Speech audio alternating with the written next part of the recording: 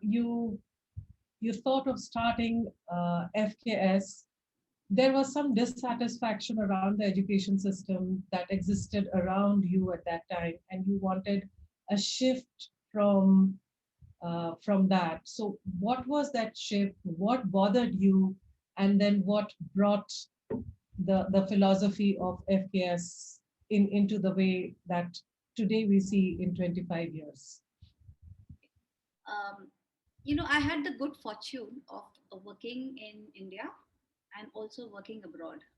And when I was abroad for a very brief stint, I had the exposure to children coming from different international schools, right? And what I realized, one thing which stood out very starkly was uh, the liberation that these kids had. They were just free. They were free from within, and that's when I realized how much our system tends to box us, box our children in, right? I mean, I personally had to, uh, in many ways, was a rebel, wasn't allowing myself to get boxed probably. But a lot of people around me, I notice, are, we have these blinkers on and we go in a certain track. And that I felt was the biggest thing that we had to go and change.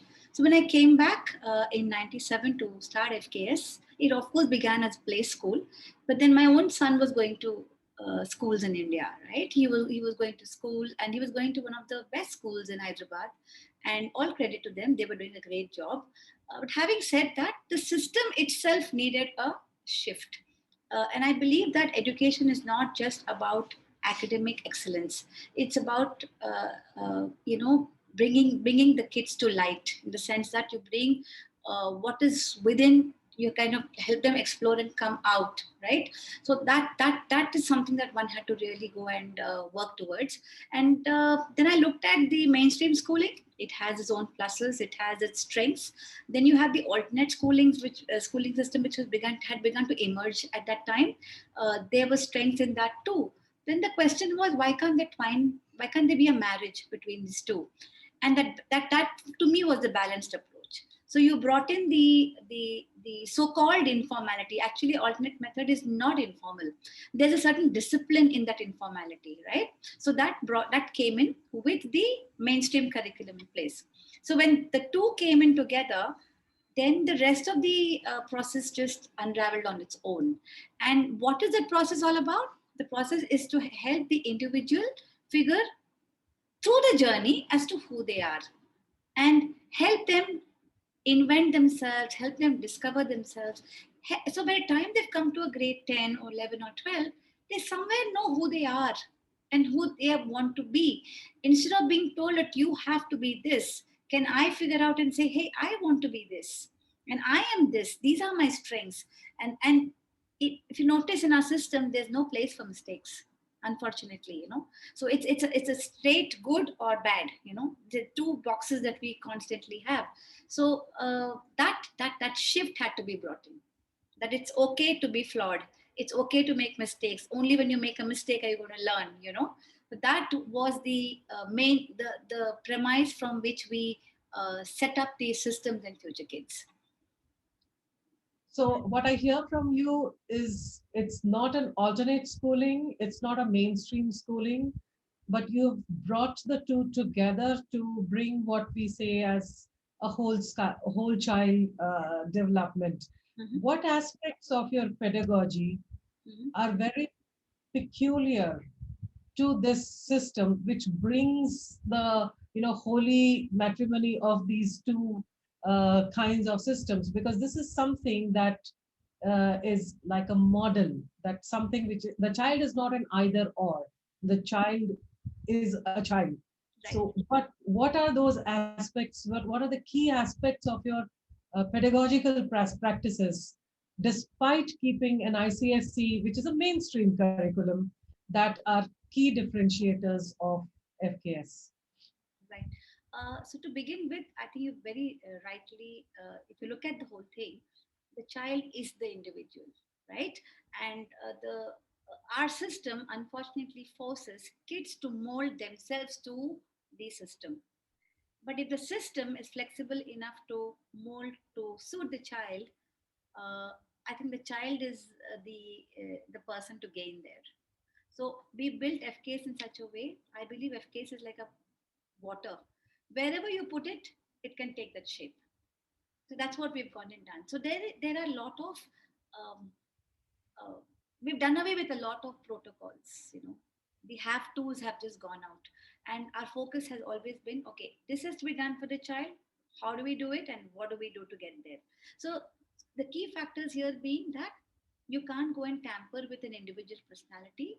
You allow people, give them the space and the time to grow. You give them the environment required, and make sure he knows that the tools are available, and the child eventually figures himself or herself out, and they pick and they move. So that is one main thing.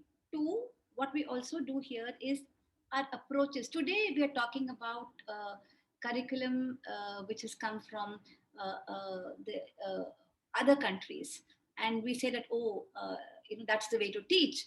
But it's not very difficult to do that. I think we just had to kind of get the slate clean and come up with a method wherein you are able to cater to children with different learning needs, different learning capacities. So, for example, if you're teaching to suit different sensorial learners. When I mean sensorial learners, people are touch and feel learners. They're children who learn better when they hear. They're children who learn better when they watch. And some learn better when they're running around. So the system should allow that freedom. And I think so what we've done is we've taken off textbooks. We have our own curriculum that we've gone and built in such a way that by the time they read grade 5, they've very comfortably win into grade 5, and textbooks start coming in there. That doesn't mean we have no assessments. We have assessments all the way through, but in an assessment I'm not judging the child for what he or she has done at that point. We are looking at a cross section of the individual, starting, let's say, at grade 1. What is the incremental change that you saw in the child? Let's say he's a very poor at writing, very good verbally, can answer, but is just not willing to put it on paper. So when I look at the child, I'm hoping that by the time the child reaches a certain grade, could be grade 2, 3, 4, right? He learns to write. He learns to express himself better. Now in this process you also are looking out for other you know anomalies, if I may use the word.